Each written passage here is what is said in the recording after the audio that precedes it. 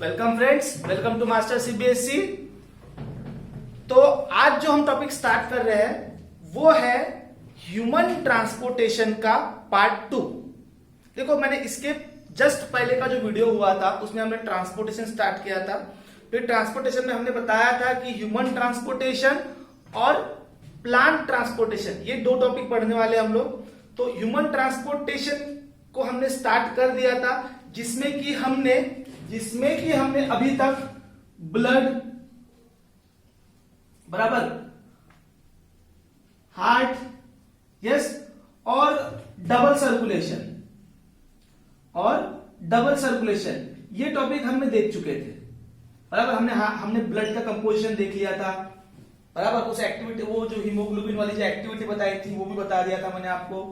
बराबर, और हार्ट का हमने स्ट्रक्चर पढ़ लिया, हार्ट की पंपिंग देख लिया, डबल सर्कुलेशन के बारे में देख लिया। अब आज जो हम टॉपिक पढ़ने वाले हैं, आज कौन से टॉपिक्स हम लोग यहाँ पर, मतलब इस लेक्चर में हम लोग कौन से टॉपिक कवर करने वाले हैं। तो देखो, हम लोग आज टॉपिक अभी जो आज देखो ट्रांसपोर्टेशन, ह्यूमन ट्रांसपोर्टेशन का जो पार्ट 2 है, इसमें अभी ह्यूमन ट्रांसपोर्टेशन के जो बचे हुए जो पूरे टॉपिक्स है वो कवर अप हो जाएंगे। जिसमें आज में जैसे कि आपका ब्लड प्रेशर, ठीक है, ब्लड प्रेशर, फिर आपका वो जो ब्लड वेसल्स है, ठीक है क्या, ब्लड वेसल्स। उसके बाद में जो नीचे टॉपिक है वो actually is nothing but blood clotting के बारे में दिया हुआ है। बराबर, ब्लड क्लॉटिंग मतलब उसने प्लेटलेट्स का इंपॉर्टेंस बताया, तो वो ब्लड क्लॉटिंग वाली बात है। और लास्ट में, ठीक है, ब्लड क्लॉटिंग, और लास्ट में फिर हम लोग पढ़ेंगे लिव। ठीक है, इतने टॉपिक हम लोग कवर करने वाले हैं आज के लेक्चर में। ठीक है, यस। तो देखो, डबल सर्कुलेशन में मैंने आपको एक थोड़ा सा कुछ बताना भूल गया था कि डबल सर्कुलेशन इफिशिएंट क्यों है। बराबर, डबल सर्कुलेशन इफिशिएंट क्यों है। बराबर, तो देखो, अगर मैं पूरे अगर किंगडम की बात करता हूं, एनिमल किंगडम की अगर बात करता हूं, तो आपको पता है कि एनिमल किंगडम में 10 फाइलम्स होते हैं। उसमें से जो कॉर्डेटा जो फाइलम है, यस, उसमें कौन सी क्लासेस है, पाइसेस, एम्फीबियन, एम्फीबिया, रेप्टिलिया, बराबर, रेप्टिलिया, एव्स और मैमल्स। तो उसमें से जो एव्स और मैमल्स है, इनको 4 चेंबर का हार्ट होता है, पाइसेस को 2 चेंबर का, एम्फीबियन को 3 चेंबर का, और रेप्टिलिया को भी 3 चेंबर का होता है। पर इधर एव्स और मैमल्स में 4 चेंबर का हार्ट होता है, और 4 चेंबर का हार्ट होने के कारण उनका जो ऑक्सीजनेटेड और डीऑक्सीजन ब्लड जो वो मिक्स नहीं होता। बराबर, हमने अपने हार्ट की भी जब पंपिंग देखी थी, तो बराबर हार्ट का एक वेंट्रिकल और एक ऑरिकल डीऑक्सीजन ब्लड में कंसर्न है, और एक वेंट्रिकल और एक ऑरिकल, या एक एट्रियम और एक जो वेंट्रिकल है वो डीऑक्सीजन ब्लड में कंसर्न है, ऑक्सीजन और डीऑक्सीजन। तो उसका से उनकी जो इंटरमिक्सिंग नहीं हो पा रही है, तो ये जो इफिशियंसी है ये बढ़ जाती है। ठीक है, तो ये एक फायदा भी है डबल सर्कुलेशन का ऑर्गेनिज्म को। ठीक है, कि आपका जो ऑक्सीजनेट ब्लड है वो अलग अलग तरीके से वो विदाउट मिक्सिंग ऑफ डीऑक्सीजन ब्लड के साथ में होकर अपना सर्कुलेट होता है, और डीऑक्सीजन ब्लड भी उस तरीके से। तो ये एक इफिशियंसी बढ़ जाती है ऑर्गेनिज्म में। ठीक है, तो ये ऑब्वियसली आप देखो, पाइसेस टू मैमल्स आप बढ़ते, तो आप एडवांस ऑर्गेनिज्म की तरफ भी बढ़ रहे हो, ऑर्गेनिज्म कॉम्प्लेक्स होते ही चल रहा है। ठीक है, तो ये था अभी तक। अब हम लोग आगे की बात करते हैं ब्लड प्रेशर के बारे में। वो आपको डायग्राम दी गई है, उसमें आपका वो एक हैंड बनाया गया है, यस, उसमें उन्होंने एक वेसल्स दिखाई है, ब्लड वेसल। और ध्यान में रखो कि ब्लड प्रेशर को हम लोग आर्टरियों में ही मेजर करते हैं। यस, हमारे पास में 3 टाइप की ब्लड वेसल्स होती है। ब्लड वेसल टॉपिक में हम लोग देखने ही वाले हैं। बराबर, हमारे पास में 3 टाइप की ब्लड वेसल्स होती है, और वो है आर्टरीज, कैपिलरीज और वेन्स। ठीक है, तो जो आर्टरीज होती है वो बेसिकली बॉडी के अंदर के सरफेसेस में होती है। जो आपको ये जो बाहर के सरफेसेस में जो ब्लड वेसल्स दिख रही है वो वेन्स है। बराबर, जनरली जो आर्टरीज होती है वो बीनीथ होती है, अंदर के साइड में होती है। कुछ ही आर्टरीज है जो बॉडी के सरफेस के आसपास से गई है, जैसे कि आपको ये यहाँ पे एक रेडियल आर्टरी होती है। बराबर, तो यहाँ पे आपको जो वो जर्क फील होता है, तो ये रेडियस बोन है यहाँ पे, उसके ऊपर से गई है, इसलिए उसको रेडियल आर्टरी बोलते हैं। फिर ये आपको गर्दन वाले रीजन में भी है। तो कुछ कुछ आर्टरीज आपके थोड़े सरफेस के पास से गई है। तो वैसे जो आपको जो हाथ में जो ये दिखाई गई है उसको बोलते हैं ब्रैकियल आर्टरी, बराबर, यस। तो उस आर्टरी में ब्लड प्रेशर को मेजर किया जाता है। तो सबसे पहले ब्लड प्रेशर है क्या चीज, ये जान लेते हैं हम लोग। ब्लड प्रेशर क्या चीज है, देखो तो उसकी डेफिनेशन क्या है ब्लड प्रेशर की, ब्लड प्रेशर की, ठीक है, कि the pressure exert by the blood, again I repeat, the pressure exert by the blood on the wall of artery, या फिर ऐसा बोल सकते हैं on the lateral wall of the artery. जैसे आर्टरी है तो इसकी जो लैटरल वॉल है इस पे जो प्रेशर एक्सर्ट हो रहा है बाय ब्लड, कब कब, during ventricular systole, during ventricular systole, जब वेंट्रिकल मतलब वेंट्रिकल में कौन सा, लेफ्ट वेंट्रिकल, जब वो कॉन्ट्रैक्ट हो रहा है तो जब ब्लड बाहर आ रहा है तो वो कहां आ रहा है, आर्टरीज में आ रहा है, बराबर। तो उस दौरान जो प्रेशर एक्सर्ट हो रहा है किस पे, आर्टरीज की वॉल पे, उस प्रेशर को बोलते हैं ब्लड प्रेशर, ठीक है, बराबर। तो ये तो होगी डेफिनेशन। पर अगर मैं उसके फॉर्मूला की बात करता हूं, ब्लड प्रेशर के फॉर्मूला की अगर बात करता हूं, तो blood pressure is equal to होता है, मतलब एक ह्यूमन का blood pressure is equal to systolic pressure upon diastolic pressure, systolic pressure upon diastolic pressure, बराबर। तो अब इसको मेजर कैसे करते हैं, सिस्टोलिक मतलब कॉन्ट्रैक्शन के दौरान प्रेशर क्या है, यस, और रिलैक्सेशन के समय ब्लड का प्रेशर क्या है, बराबर। अब प्रेशर, तो प्रेशर को आप यहां पर जो यूनिट जो मेजर कर रहे हो वो कौन सी मेजर कर रहे हो, तो यहां पे हम लोग जो मेजर कर रहे हो वो है millimetre of mercury, that is mmHg, बराबर, मिलीमीटर ऑफ Hg। ये इस यूनिट से आप लोग यहां पर प्रेशर को मतलब यूनिट कंसिडर कर रहे हो यहां पर प्रेशर की, बराबर, mm ऑफ Hg, मर्क्यूरी, ठीक है। तो बेसिकली क्या बोला है कि एक नॉर्मल बंदे का जो ब्लड प्रेशर होता है वो क्या बोला उन्होंने, 120 मिलीमीटर ऑफ 80, बराबर, मतलब सिस्टोलिक प्रेशर है 120 मिलीमीटर ऑफ Hg और डायस्टोलिक है 80 मिलीमीटर ऑफ Hg, बराबर। अब इसको मेजर कैसे किया, तो वो क्या करते हैं, कोई भी आर्टरीज को कंसिडर कर रहे थे, जैसे कि ब्रैकियल आर्टरी को कंसिडर कर लिया, बराबर, तो उसमें क्या करते हैं, एक वो जो एपैरेटस होता है जिससे कि बीपी को मेजर किया जाता है, उस एपैरेटस का नाम है स्पिग्मोमैनोमीटर। उस एपैरेटस का नाम क्या है, स्पिग्मोमैनोमीटर। उसमें वो क्या करते हैं, उस काफ को उसको ऐसा कवर रैप कर देते हैं अराउंड, फिर क्या करते हैं, बाहर से एक्सटर्नल प्रेशर बढ़ाते हैं। ऑब्वियसली वो 120 से ज्यादा ही होगा, तो वो प्रेशर जब बढ़ाते हैं तो उसमें क्या होता है, वो जो मैनोमीटर होता है उसमें प्रेशर राइज होता है, उसमें वो कॉलम राइज होता है, किसका, मर्क्यूरी का, तो प्रेशर 120 के ऊपर ही रहता है। तो जब वो प्रेशर बढ़ता है तो वो क्या करता है, आर्टरी को क्लोज कर देता है, आर्टरी को क्या करता है, क्लोज कर देता है। अब ये आपको समझेगा कैसे, तो उससे भी क्या करते हैं, जो स्टेथोस्कोप होता है उससे वो पहले मेजर करते हैं, तो उससे वो बीट सुनाई देती है उसमें। जब वो प्रेशर बढ़ाता है तो वो बीट 0 हो जाती है, बराबर। पर उस समय उस मैनोमीटर पे जो प्रेशर है वो 120 से ज्यादा रहता है, वो रहता है लगभग 180 220 के ऊपर रहता है। फिर क्या करते हैं, उस प्रेशर को धीरे धीरे रिलीज करना चालू करते हैं। तो जब वो रिलीज करना चालू करते हैं तो ब्लड फ्लो होना चालू होता है, और उस समय स्टेथोस्कोप से क्या करता है, डॉक्टर सुनता है। तो जब पहला साउंड उसको किसी प्रेशर, जब वो प्रेशर धीरे धीरे रिलीज हो रहा है, वो धीरे धीरे प्रेशर रिलीज हो रहा है, रिलीज हो रहा है, रिलीज हो रहा है, तो पहला साउंड प्रोड्यूस जब होता है तो वो पहला साउंड नियर अबाउट 120 के रेंज में उसको पहला साउंड प्रोड्यूस होता है, बराबर।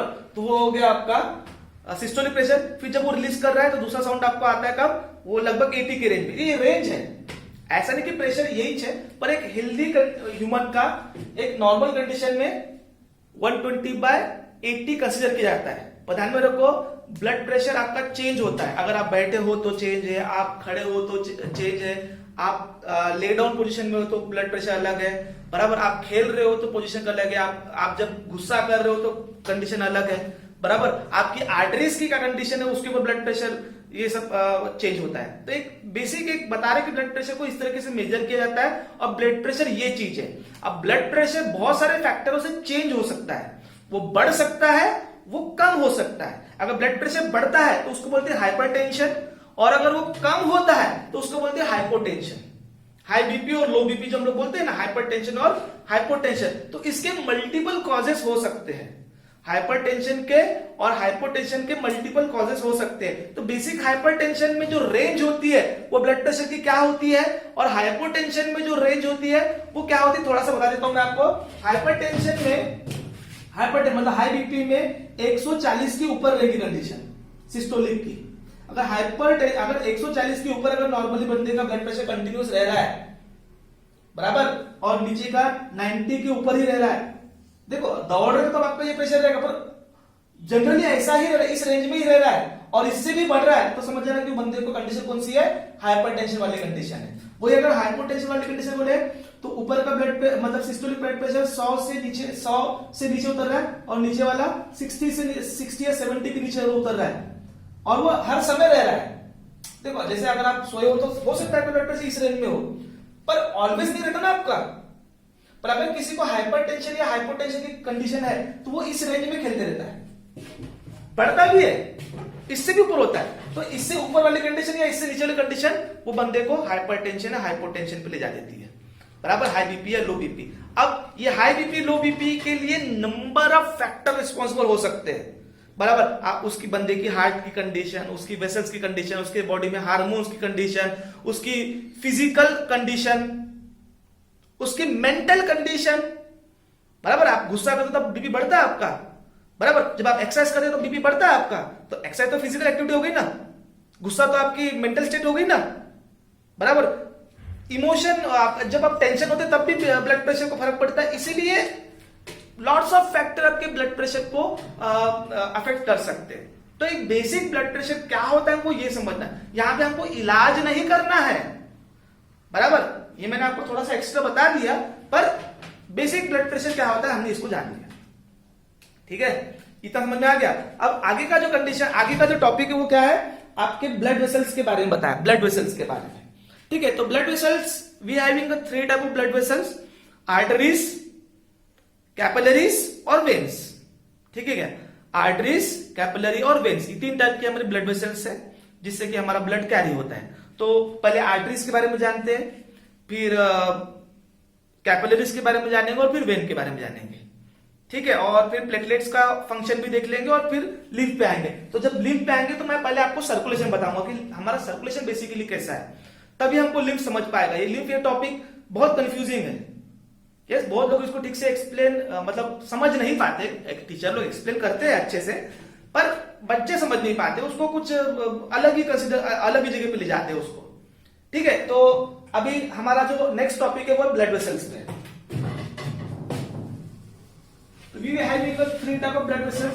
बच्चों देखो, मैं डबल टिबल इसलिए बोलता हूं कि आपको ये रिपीटेशन होते जाए बराबर, और ये क्लास की फीलिंग है। यहाँ पे कोई ये थोड़ी चल रहा है, मतलब कोई शूटिंग थोड़ी ना है कि एरर नहीं आएंगे, क्लास वाली फीलिंग आनी चाहिए आपको, ठीक है। तो ब्लड वेसल में कौन सी आर्टरीज, वेन्स और कैपिलरीज, ठीक है, आर्टरीज, वेन्स और कैपिलरीज। अब बेसिकली आर्टरी जो होती है, बेसिकली आर्टरी हमारी बॉडी की मैक्सिमम आर्टरी जो होती है ऑक्सीजनेटेड ब्लड को कैरी करती है। बेसिकली जितनी भी हमारी बॉडी में आर्टरीज है वो ज्यादातर क्या करती है, ज्यादातर क्या, लगभग सभी आर्टरीज ऑक्सीजन ब्लड को हार्ट से बाहर की तरफ में, मतलब हार्ट से अवे वो ब्लड को कैरी करती है, और वो भी ब्लड कौन सा, ऑक्सीजनेटेड बराबर, एक्सेप्ट पल्मोनरी आर्टरी जो आपके राइट वेंट्रिकल से अराइज हुई है। कहां से, राइट वेंट्रिकल से कहां तक, लंग्स तक, ये एक एक्सेप्शन हो गया। वही अगर मैं वेन की बात करूं तो वेन जो होती है, बेसिकली वेन डीऑक्सीजनेटेड ब्लड को कैरी करती है टुवर्ड हार्ट की तरफ में, हार्ट की तरफ में वो डीऑक्सीजनेटेड ब्लड को कैरी करती है, कौन, वेन। ये हो गया। एक्सेप्ट कौन सी, फिर उसमें भी एक एक्सेप्शन है कि जो पल्मोनरी वेन है जो कि लंग्स से लेफ्ट एट्रियम की तरफ जो आ रही है, लंग से जो लेफ्ट एट्रियम की तरफ जो पल्मोनरी वेन जो आ रही है वो ऑक्सीजनेटेड ब्लड को कैरी कर रही है। नहीं तो बेसिकली बॉडी की सारी वेन्स डीऑक्सीजन ब्लड को कैरी करती है। हो गया, ये एक डिफरेंस हो गया आपके आर्टरीज और वेन्स में। एक और डिफरेंस है कि जो आर्टरीज जो होती है ना, आर्टरीज अब मैं देखो बेसिकली ऐसा बनाऊंगा तो आर्टरी ऐसी बनेगी क्योंकि वो ट्यूब जैसी है ना आपकी। अब अगर मैं उसका सेक्शन बनाऊं तो सेक्शन में वो कैसे ट्रांसफर सेक्शन अगर बनाऊं तो वो आपको गोल दिखेगी। ठीक है, तो ये मैंने कोई एक आर्टरी का सेक्शन ले लिया और ये मैंने कोई वेन का सेक्शन ले लिया। ठीक है, तो आर्टरी की जो वॉल होती है ना वो थिक होती है। ठीक है, यहां से लेके यहां तक हो गई आर्टरी की वॉल। ठीक है, तो आर्टरी की जो वॉल होती है वो क्या होती है, थिक होती है, थिक वॉल्ड होती है। वही अगर मैं वेन की बात करूं, वेन की बात करूं तो वेन जो होती है वो थिन वॉल्ड होती है, उसकी जो wall as compare to artery के थिन होती है। तो देखो इतना जो मैंने बनाया ये पोर्शन है उसकी वॉल, ये पोर्शन क्या होगी उसकी वॉल, और ये जो सेंटर में जो पोर्शन है जो जगह है उसको बोलते हैं लुमेन, उसको क्या बोलते हैं, लुमेन। तो देखो आपको समझ में आ गया होगा कि आर्टरी में आर्टरी का लुमेन कम है और कैपिलरी का लुमेन ज्यादा है। यस, अगर मैं इस वॉल की अगर और डिटेल में जाऊं तो 3 लेयर है। Outer layer is tunica externa, middle layer is tunica media and tunica interna. Yes, तो वो छोड़ो, उतना कोई टेंशन नहीं है उसमें, उसका वो लेयर्स में कोई ये इपिथेलियम, बीच में मसल, अगेन फिर इपिथेलियम। जो मसल है वो कौन सी है, स्मूथ मसल है। तो ये थिक वॉल्ड है, तो ये जो बीच वाला जो एरिया है ना ये ज्यादा आर्टरी केस में ज्यादा है, बराबर, तो मतलब मस्कुलर ज्यादा है ये, और ये वाला इसमें ये जो बीच वाला एरिया वो कम है। ठीक है, तो ये एक डिफरेंस हो गया कि जो आपकी जो आर्टरीज होती है वो थिक वॉल्ड होती है एज कंपेयर टू वेन्स की। अब उसके पीछे रीजन ऐसा है कि आर्टरीज में क्या होता है, ब्लड जो होता है प्रेशर में होता है, क्योंकि हार्ट से निकला है ना पंप होके, तो प्रेशराइज ब्लड होता है इसमें। वही वेन में वापस ब्लड वापस आ रहा है तो प्रेशर काफी कम होता है, इसलिए वॉल अगर थिन भी तो कोई प्रॉब्लम नहीं, बराबर। एक और चीज, आर्टरी में, आर्टरी के कोर्स में, रास्ते में बीच में वॉल्व्स नहीं होते, क्योंकि ब्लड प्रेशर में होता है तो बैकफ्लो का कोई सवाल खड़ा नहीं होता। पर वही जब वेन की बात करें तो वेन के जो कोर्स में, रास्ते में बीच बीच में क्या होते हैं, वॉल्व्स होते हैं टू प्रिवेंट बैकफ्लो, क्योंकि वेन में जो ब्लड आ रहा है उसमें प्रेशर, उसका प्रेशर कम है। तो ये भी एक डिफरेंस है। ठीक है, एक और डिफरेंस की बात करूं तो जो आर्टरीज होती है वो बॉडी में अंदर साइड में होती है, क्योंकि उनमें प्रेशर जम के होता है। और वही वेन की बात करें तो वेन में जो प्रेशर कम होता है इसलिए वो बॉडी के सुपरफिशियल सरफेसेस पे होती है। तो आपको जो ब्लड वेसल दिख रही है ये सारी वेन्स है। ठीक है, ये एक ये बेसिक डिफरेंस 10 बेसिस पे आपको इतना ठीक है, वैसे एक्स्ट्रा ही है, फिर भी इतना ठीक है। अब आते हैं हम लोग आगे के टॉपिक की तरफ में, कैपिलरीज की तरफ में। तो जो कैपिलरी जो है ना ये सबसे थिन वॉल है, कैपिलरी सबसे थिन वॉल है। देखो इसमें तो भी 3 लेयर है, इसमें भी 3 लेयर है, बराबर। पर कैपिलरी सिर्फ सिंपल इपिथेलियम से बनी होती है, उसकी वॉल सिर्फ एक सिंगल इपिथेलियम से बनी। सबसे थिन वॉल वाली जो सिर्फ सिंगल सेल थिकनेस होती है कैपिलरी की, बराबर। अब क्यों होती है हम बस आगे देखें, जब लिंक पढ़ेंगे तो उससे पहले हम ये जान लेंगे एक बार पूरा सर्कुलेशन। ठीक है, तो सबसे थिन वॉल जो ब्लड वेसल है वो कौन सी है, कैपिलरी, बराबर। और कैपिलरी ही वो ब्लड वेसल है जो कि टिश्यू और ब्लड के बीच में मटेरियल एक्सचेंज करा के देता है। कैपिलरी ही वो ब्लड वेसल है जो कि टिश्यू और ब्लड के बीच में मटेरियल एक्सचेंज करा के देता है। कैसे, देखेंगे आगे। ठीक है, बस अभी देख ही रहे हम लोग आगे। अब अगला टॉपिक है आपका प्लेटलेट्स के बारे में दिया हुआ है। ठीक है, तो प्लेटलेट्स हमारे ब्लड की वो सेल्स है, बराबर। सबसे पहले प्लेटलेट्स के बारे में हम जान लेते हैं। प्लेटलेट्स का दूसरा नाम जो है वो है थ्रोम्बोसाइट्स। ठीक है, कि वैसे तो उसके फंक्शन बहुत सारे हैं, ठीक है, पर यहाँ पे उन्होंने एक ही फंक्शन बताया, 2-3 फंक्शन है उसमें से एक फंक्शन बताया उन लोगों ने। तो प्लेटलेट्स जो होती है ये हमारी ब्लड सेल्स में सबसे छोटी सेल है साइज में, क्योंकि we having basic 3 type of cells, और वो है आरबीसी, डब्ल्यूबीसी और प्लेटलेट्स। ठीक है, बराबर। तो जो प्लेटलेट्स है इनको न्यूक्लियस नहीं होता, आरबीसी को भी न्यूक्लियस नहीं होता, सिर्फ डब्ल्यूबीसी को न्यूक्लियस होता है। और जो प्लेटलेट का जो शेप है वो बाय कॉन्वेक्स होती है, बाय कॉन्वेक्स, दोनों सरफेस से कॉन्वेक्स होती है। आप बोलोगे सर ये बाय कॉन्वेक्स से नहीं समझ में आ रहा है, कोई एक आधा एग्जांपल बताओ। तो जो जेम्स की गोली होती है, बराबर, जेम्स की जो गोली आप खाते हो उसको देखो, उसके दोनों सरफेस कॉन्वेक्स है, बस वैसा ही शेप आपके प्लेटलेट्स का होता है। ठीक है, प्लेटलेट्स का दूसरा नाम है थ्रोम्बोसाइट, और इसका जो फॉर्मेशन है ये आपके बोन मैरो में होता है। ठीक है, और इसके जो फंक्शन की अगर बात करते हैं तो फंक्शन में इसका क्लॉटिंग से रिलेटेड फंक्शन है। अब तुम बोलोगे सर क्लॉटिंग की जरूरत क्या है? तो क्या होता है हमारी बॉडी में कई बार, देखो हमारी बॉडी में जब भी ब्लीडिंग होती है तो समझ लेना कि हमारी बॉडी की कोई ना कोई ब्लड वेसल ब्रेक हुई है, बराबर, क्योंकि we are belonging to close type of circulation, close type of circulation, we are belonging to close circulation. अब बोलोगे सर क्लोज सर्कुलेशन क्या होता है?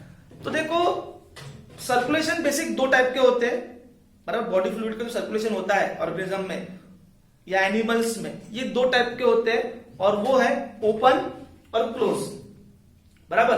तो जो ओपन होता है उसमें क्या होता है कि जो बॉडी फ्लूइड है वो हार्ट से पंप होके बॉडी की कैविटीज में जाता है और उन कैविटी से घूम के फिर से हार्ट में आता है। तो सर्कुलेशन देखो, सर्कुलेशन जहां से चालू वहां पे आपको आना है। तो जैसे ब्लड अगर हार्ट से निकला तो फिर से हार्ट पे वापस आना चाहिए। तो वहां पे जैसे हार्ट से पंप हुआ तो बॉडी की कैविटी और बॉडी की कैविटी से फिर से हार्ट में। तो इस तरीके का जो सर्कुलेशन था उसको हम लोग ओपन टाइप का बोलते हैं। डिफरेंस भी है ओपन और क्लोज में, वो छोड़ो। अब क्लोज की, तो क्लोज में क्या होता है, जब हार्ट ब्लड को पंप करता है तो वो जो ब्लड है वो ब्लड वेसल्स में जाता है। ब्लड वेसल्स पूरे बॉडी में फैली हुई है और जो वापस भी आ रहा है तो ब्लड वेसल्स के थ्रू ही आ रहा है, बराबर। मतलब वो किसी कैविटी में नहीं जा रहा, जहां जहां ब्लड वेसल्स है, पाइपलाइन है, वहीं से वो घूम के आ रहा है। मतलब heart to vessel, vessel to heart, इस टाइप का सर्कुलेशन है। बेसिक समझने के लिए इस टाइप का सर्कुलेशन को हम लोग क्या बोलते हैं, क्लोज टाइप का सर्कुलेशन बोलते हैं, बराबर। तो आप ध्यान में रखना कि हमारे बॉडी में आप जहां भी कट मारो, अगर वहां पे ब्लीडिंग हो गई तो समझ जाना कि वहां तक ब्लड वेसल्स आई हुई है, और अगर ब्लीडिंग हुई है तो समझ जाना कि कोई ना कोई ब्लड वेसल ही ब्रेकडाउन हुई है वहां की, बराबर। अब जब ब्रेकडाउन हुई है, आप एक एग्जांपल लीजिए, जैसे कि आपके घर में आप जब साइकिल चलाते हो, साइकिल में वो टायर के अंदर ट्यूब होता है, बराबर। तो जब वो पंचर होता है तो क्या होता है, हवा बाहर निकलती है। तो आप क्या करते हो, फिर उसको पंचर वाले के पास ले जाके वो उसका पंचर रिपेयर कर देता है। उस पर्टिकुलर जो भी छोटा सा जो पंच हुआ है उसको वो किसी पर्टिकुलर मटेरियल से उसको वो सील कर देता है। तो वैसा ही आपके बॉडी में जब ब्लीडिंग होती है तो कोई ना कोई ब्लड वेसल क्या हुई, पंचर ही हुई है। अब वो डिपेंड करता है कि पंचर कितना बड़ा है, उसके अकॉर्डिंग ब्लीडिंग होगी। वो भी डिपेंड करता है कि आर्टरी ब्रेकडाउन हुई है कि कैपिलरी ब्रेकडाउन हुई है, ठीक है। तो जब आपके बॉडी में कोई भी ब्लड वेसल ब्रेकडाउन होती है, अब वो इंटरनल भी हो सकती है और एक्सटर्नल भी हो सकती है, बराबर। ब्लीडिंग को हम लोग क्या बोलते हैं, हेमरेज। ब्लीडिंग को हम लोग क्या बोलते हैं, हेमरेज। अब वो हेमरेज एक्सटर्नल भी हो सकता है और इंटरनल भी हो सकता है, बराबर। एक्सटर्नल हेमरेज में बाहर ब्लीडिंग होती है और इंटरनल में अंदर में कई ब्लीडिंग होती है, और इंटरनल वाला डेंजर होता है, बराबर। क्योंकि जब भी आपकी ब्लड वेसल ब्रेकडाउन हुई, चाहे बाहर की हो, मतलब ब्लीडिंग बाहर हो रही है अंदर हो रही हो, तो जब वो ब्लड वेसल ब्रेकडाउन हुई तो नेचुरल टेंडेंसी क्या होती है कि वो इस एरिया को सील करेगी, जिसको हम लोग बोलते हैं क्लॉटिंग। तो ब्लीडिंग होने के बाद थोड़ी देर ब्लड बहना बंद हो जाता है। अगेन डिपेंड करता है कि इंजरी कितनी बड़ी है। छोटी मोटी इंजरी में जल्दी ब्लड बंद हो जाता है, हाँ। तो उसी मैकेनिज्म को हम लोग क्या बोलते हैं, क्लॉटिंग। तो उस क्लॉटिंग में जो इंपॉर्टेंट फैक्टर्स है, मल्टीपल फैक्टर्स है, वो 11th-12th में बहुत डिटेल में दिया हुआ है, 11th में, बराबर। पर जो उस क्लॉटिंग के दौरान जो फैक्टर्स लग रहे, तो मैक्सिमम फैक्टर तो आपके लीवर के तरफ से आते हैं, पर कुछ इंपॉर्टेंट फैक्टर आपके जो प्लेटलेट्स होती है इनसे भी आता है। तो प्लेटलेट्स का बहुत बड़ा रोल हो गया आपके क्लॉटिंग में, बराबर। क्लॉटिंग के लिए आपका प्लेटलेट्स का बहुत बड़ा रोल हो जाता है, ठीक है। अब बोलोगे सर डेंगू में तो प्लेटलेट काउंट कम होता है, तो अब जब आपका एक सवाल भी अराइज होगा कि सर जब आपको इंजरी होगी तब प्लेटलेट का काम होगा। अरे हमारे बॉडी में नंबर ऑफ अंदर में छोटी मोटी इंजरीज होते रहती है जब हम काम कर रहे हैं, पर हमारा वो मैकेनिज्म चालू रहता है। अब अगर आपका प्लेटलेट काउंट काफी कम हो गया तो वो जो छोटी मोटी जो बॉडी में जो इंजरीज हो रही है वो तो हमको वो तो कंटिन्यू ब्लीडिंग होते रहेंगी, जो कि बहुत आपको प्रॉब्लमेटिक कंडीशन में डाल सकता है। इसलिए इसका काउंट कम होना डेंजरस हो जाता है, बराबर। जो कि आपकी बेसिक कौन सी डिसीज में ज्यादा कॉमन है, ये डेंगू में कॉमन है ज्यादा, प्लेटलेट्स का काउंट कम होना, ठीक है। फिर एक और चीज बता देता हूं कि अगर आपकी ब्लीडिंग बेसिकली 3 से 6 मिनट के अंदर अगर कोई छोटा सा घाव है तो 3 से 6 मिनट के अंदर उसकी ब्लीडिंग रुक जाना चाहिए। वो डिपेंड करता है आगे कि घाव कितना बड़ा है, कौन सी ब्लड वेसल पे। पर फिर भी एक नॉर्मल अगर आपकी कोई छोटी सी जगह है जहां पे ब्लीडिंग हो रही है तो 3 से 6 मिनट में ब्लीडिंग रुक जाना चाहिए बराबर। एक नॉर्मल बंदे में तो रुक जाना चाहिए। और अगर नहीं रुक पा रही तो समझ जाना कि उस बंदे को कोई पर्टिकुलर प्रॉब्लम है, उसका जो ब्लीडिंग टाइम है वो प्रोलॉन्ग हो रहा है, लंबा चल रहा है, और उस कंडीशन को बोलते हैं हम लोग हीमोफीलिया। उस कंडीशन को हम लोग क्या बोलते हैं? हीमोफीलिया। अब हीमोफीलिया के नंबर ऑफ कॉज हो सकते हैं, पर उस कंडीशन को हीमोफीलिया बोलते हैं। इतना समझ में आ गया? तो ये था प्लेटलेट्स का इंपॉर्टेंस अबाउट क्लॉटिंग के बारे में। तब हमारा अगला जो टॉपिक है वो है लिम्फ। ठीक है, तो अब थोड़ा बोर्ड की तरफ ध्यान दो। मैंने क्या लिखा है? लिम्फेटिक सिस्टम, और आपका जो हेडिंग है वो क्या है? लिम्फ बराबर। और सर आपने तो लिम्फेटिक सिस्टम लिखा, उसमें लिम्फ, लिम्फेटिक वेसल्स और लिम्फ नोड्स, इस पे बात कर रहा हूं, है ना? तो चलो कंफ्यूज नहीं करता, पहले क्लियर कर देता हूं। हमारा जो लिम्फेटिक सिस्टम जो है वो हमारे बॉडी का ड्रेनेज सिस्टम है। लिम्फेटिक सिस्टम जो है हमारे बॉडी का क्या है? ड्रेनेज सिस्टम है। हम तो बोलेंगे सर ये ड्रेनेज सिस्टम कैसा? ठीक है, तो चलो एक एग्जांपल लेते हैं। एक कोई बंदा है जिसके जो कि रूम पे मतलब किसी दूसरे शहर में रहता है और वहां पे वो रूम करके रहता है बराबर, और वो वहां पे खाना नहीं बनाता, तो ऑब्वियसली उसके पास क्या आता होगा? मेस का डब्बा आता होगा। ठीक है, तो अब उसको सुबह शाम मेस का डब्बा आ रहा है बराबर। अब डब्बा नहीं आएगा तो ऑब्वियसली भूखा रह जाएगा। यस, तो एक चीज ये होगी कि डब्बा आना जरूरी है, पर एक एग्जांपल लो कि डब्बा सिर्फ आ रहा है, डब्बा रख के चले जा रहा है, आ रहा है डब्बा रख के चले जा रहा है, तो सोचो महीने भर में उसके डब्बे कितने जमा हो जाएंगे? 60। यस, पर ऐसा होता है क्या? नहीं। डब्बे वाला क्या करता है? अगर वो सुबह को डब्बा रखने के लिए आ रहा है तो वो शाम का डब्बा वापस ले जा लेता है बराबर। तो क्या रोटेशन हो रहा है? आने वाला डब्बे से उसको फूड आ रहा है, और जो खाली डब्बा है उसमें जो भी उसका जो वेस्ट है या जो डब्बा खराब हो गया उसको वापस ले जा रहा है बराबर। यस, एक और एग्जांपल ले सकते हो कि आपके घर में जो बेसिंग होता है उसमें जो ऊपर नल लगा होता है उसमें जो पानी आ रहा है वो साफ पानी है, पर जब आप उसको हाथ धोते हो तो वो जो पानी वेस्ट होता है बराबर। तो अगर उस बेसिन में, वॉश बेसिन में अगर ड्रेनेज पाइप नहीं होगा तो क्या होगा? यस, तो साफ पानी आना जितना जरूरी है उतना खराब पानी निकलना भी जरूरी है। यस, जिसको हम लोग क्या बोलते हैं? हमारे घर के ड्रेनेजेस बोलते हैं। तो वैसा ही हमारे बॉडी में जो ड्रेनेजेस के लिए लिम्फेटिक सिस्टम होता है बराबर। ड्रेनेजेस के लिए क्या होता है? लिम्फेटिक सिस्टम होता है। अब तुम बोलोगे सर नहीं समझ में आ रहा है, क्या बोल रहे हो? कुछ नहीं समझ में आ रहा है। तो चलो इसके थोड़ी देर पहले मैंने आपको क्या बोला था कि we are belonging to close type of circulation बराबर। मैंने क्या बोला था आपको कि we are belonging to close type of circulation बराबर, जिसमें कि हमारा जो बॉडी फ्लूइड जो कि ब्लड है हार्ट से वेसल्स और वेसल से ही होते हुए हार्ट में आता है। इतना चाहिए कि जब वो जाता है, हार्ट से जाता है तो ऑक्सीजनेट होता है, और जब वो वापस आ रहा है तो डीऑक्सीजनेट होता है बराबर। तो वो कैसे हुआ? लंग्स के जब वो इंटेस्टाइन की तरफ से आता है तो उसमें फूड होता है, और वही जब किडनी की तरफ में आता है तो उसमें से वो वेस्ट बाहर निकालता है। तो ये सब चीजें कैसे हो रही है? तो इसके लिए थोड़ा सा हमको हमारा सर्कुलेशन समझना पड़ेगा। ठीक है, और इस सर्कुलेशन से आपको समझ में आ जाएगा कि लिम्फेटिक सिस्टम का कितना बड़ा रोल है आपके बॉडी में। ठीक है, तो चलो ध्यान देते हैं। ये मैं थोड़ा सा इरेज कर देता हूं। एक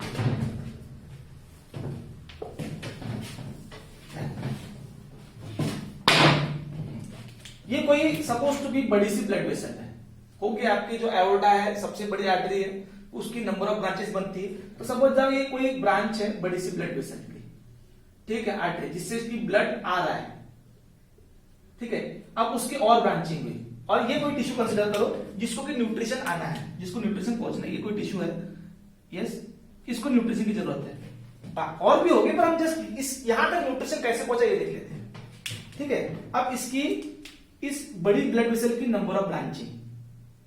ठीक है, तो आर्टरी की जो छोटी आर्टरी की जो ब्रांच होती है वो आर्टरीज होती है। इतना की बड़ी आर्टरी है, ये छोटी आर्टरी की और छोटी और छोटी। यस, ऑब्वियसली ये अलग अलग पूरी बॉडी में फैलती जा रही है। ठीक है क्या? अब ये हो गई आर्टरी की सबसे छोटी ब्रांच, आर्टरी की सबसे छोटी ब्रांच जो कि इस टिश्यू के पास से गुजर रही है, ये बराबर। अब इस आर्टरी की सबसे जो थिन वॉल जो ब्रांच होती है, आर्टरी की सबसे थिन वॉल्ड ब्रांच को बोलते हैं हम आर्टरीओल। क्या बोलते हैं? आर्टरीओल। तो देखो इस आर्टरी की एक छोटी ब्रांच इस टिश्यू की तरफ से जा रही है। Thinnest branch of the artery is called as a arteriole. वैसा ही इसके साथ सबके साथ होगा। तो अब ये आर्टरीओल है, बराबर, ठीक है। अब जो ब्लड आ रहा है, ध्यान दो, जो ब्लड आ रहा है यहां से उधर की तरफ जा रहा है, इधर से यहां तक ब्लड आ गया। अब उस ब्लड में न्यूट्रिशन सब है, पर अगर मैं उस ब्लड की बात करूं तो ये जो वॉल है, वॉल इस ब्लड को बाहर निकलने नहीं दे रही है, ना आर्टरीज की ना इस आर्टरीओल की, बराबर। मतलब ये ब्लड जहां जहां से आया है वो बाहर निकला ही नहीं है। अब मेरे को अगर ऐसे ही घूम के चले गया तो ब्लड सिर्फ घूम के गया, टिश्यू को तो कुछ भी नहीं मिला, बराबर। क्योंकि अगर कुछ बाहर निकलना है तो उस मटेरियल को, वॉल को क्रॉस करके बाहर आना पड़ेगा। पर आर्टरीओल या आर्टरीज की जो वॉल है, इवन वेन की भी जो वॉल है, ब्लड को बाहर अलाउ नहीं करती। तो फिर उसकी चीजें बाहर कैसे निकलेगी? तो देखो उसका एक बढ़िया आंसर है कि अब आर्टरी सबसे थिन वॉल्ड ब्रांच हो गई, आर्टरीओल, आर्टरी की, बराबर। अब ये फर्दर फिर से जब डिवाइड होती है तो और भी थिन वॉल ब्रांच बनती है, and thin wall branch is called as a capillaries. उसको क्या बोलते हैं हम लोग?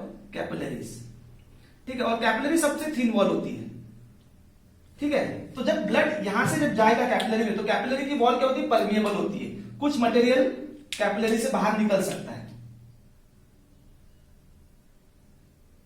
ठीक है। अभी ब्लड जब यहां से आया तो ब्लड के कुछ कंपोनेंट बाहर निकल गए कैपिलरी की वॉल से, क्योंकि कैपिलरी की वॉल परमिएबल होती है, ठीक है। और फिर ये जो सारी जो कैपिलरीज है यूनाइट होके वेन्स में कन्वर्ट हो जाती है, और फिर वेन्स, बड़ी वेन्स, और फाइनली वो घूम फिर के फाइनली वो वेना कावा तक पहुंच जाएंगे। मतलब देखो आर्टरी, आर्टरीओल, कैपिलरी, वेन, फाइनली। तो देखो ब्लड ऐसा आया घूम के इधर से, अब कुछ कंपोनेंट बाहर निकल गए और बाकी का फिर से वो जा रहा है, ठीक है। अब ये जो कंपोनेंट जो ब्लड, जो कैपिलरी से जो बाहर निकले, यस, देखो उसमें ब्लड वेसल्स नहीं है, प्लाज्मा फिल्टर होकर निकला। तो जो कैपिलरी से जो चीज बाहर निकली है टिश्यू के लिए, बराबर, वो प्लाज्मा का पार्ट है ब्लड का, and that deep proteins plasma is nothing but your lymph.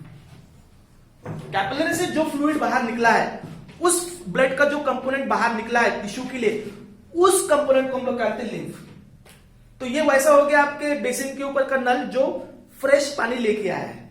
अब क्या होगा कि ये जो चीज आई है, ये टिश्यू उसको यूज कर लेगा, ध्यान दो, चीज को, तो वो लिम्फ जो आया है, लिम्फ उसमें अभी सब न्यूट्रिएंट है, ऑक्सीजन वगैरह सब है उसमें, बराबर। अब टिश्यू ने क्या किया? टिश्यू के सेल्स ने उसमें से अपने जो जो चीजें उठानी थी उठा लिया, और टिश्यू क्या करेगा? अपने वेस्ट उसमें डाल देगा, बराबर।